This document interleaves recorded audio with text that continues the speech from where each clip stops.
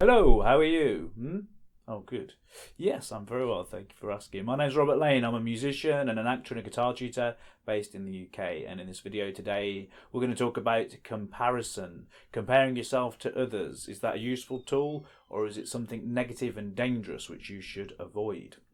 Before we get into that, could I ask you please to subscribe to this channel, comment on the video, like it and share it, because doing those things helps more people to discover the videos in future as we try and build this community and get some discussions going on these interesting topics. Okay, do that now. Good. Thank you very much. So, have you ever heard that famous quote, comparison is the thief of joy? It's credited to Theodore Roosevelt. And if you have, what do you take that quote to mean? Comparison is the thief of joy.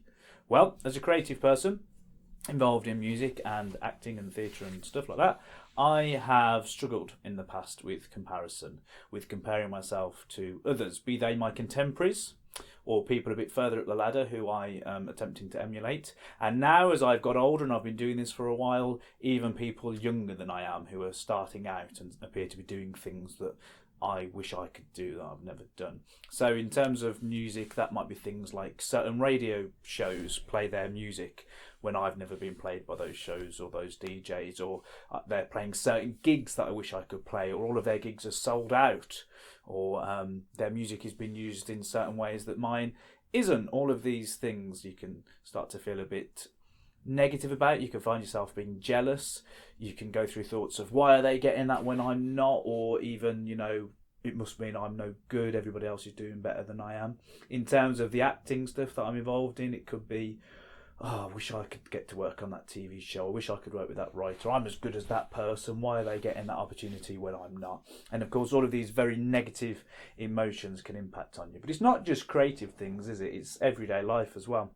And I think we've got to admit that social media plays a part in this as well. So let's say your social media feed is all about people talking about their amazing lives, their fantastic house, their brilliant job, the money they've got, the holidays they've gone on. And you can be looking at that thinking, well, gosh, I ain't got any of that. Or perhaps you're a happy single person, but social media and society are making you feel like you shouldn't be happy to be a single person. You should be having their families and the babies and all the rest of it. And the real thing with that is, of course, is that everybody tends to be sharing their very best. So if they're talking about their kids, they're sharing the pictures of them looking really cute or their amazing achievements on sports day. They're not really sharing the challenges or the difficulties when, little Timmy wet themselves at school and it was really embarrassing, or all those sorts of stuff. I have got a few friends who do share things like that actually, and it's much more entertaining. Or if people talk about the amazing holidays they've had, but they don't mention how crap the hotel was when they turned up, and all those sorts of things, right? People just sort of talk about their best, which is fair because it's human nature to only want to show the best of yourself. When people put photographs up, it's always going to be them looking really, really good and slim and all the rest of it. They won't put the pictures of them first thing in the morning when they look terrible. And it's perfectly acceptable, it's perfectly understandable.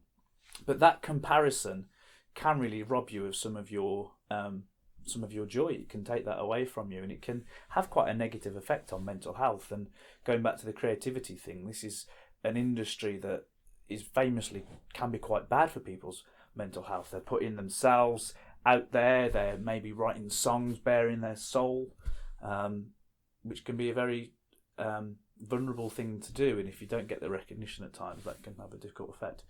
So it can be negative, but is there a way of using this comparison for the best? Well, I'll tell you what I've tried to do recently. I've tried to, if somebody's done something that I would like to do, instead of being jealous or angry about it, I've tried to think, good for them. It's good that they're doing that because it means that it's possible. And I will take that as an inspiration to try and do it myself. And what's more, they've probably got that opportunity. It hasn't just landed in their lap. They've got it because they've worked hard. So I have to work harder. And another thing I try and do is to think that their success is my success. That as a community of performers or songwriters or actors or whatever, if people are out there making things happen, that is good for all of us. And we should celebrate each other's successes. It's not easy, and I'll still find times when I'm struggling a little bit with that stuff and I can have the negative thoughts. But what good do negative thoughts do you anyway? It's much better to take it as an inspiration to do something positive. And another thing that's really helpful, if someone does something fantastic and has an amazing opportunity, why not try saying well done? send them a tweet or a message. Say, it's great that you're doing that. Well done. Might make you feel better.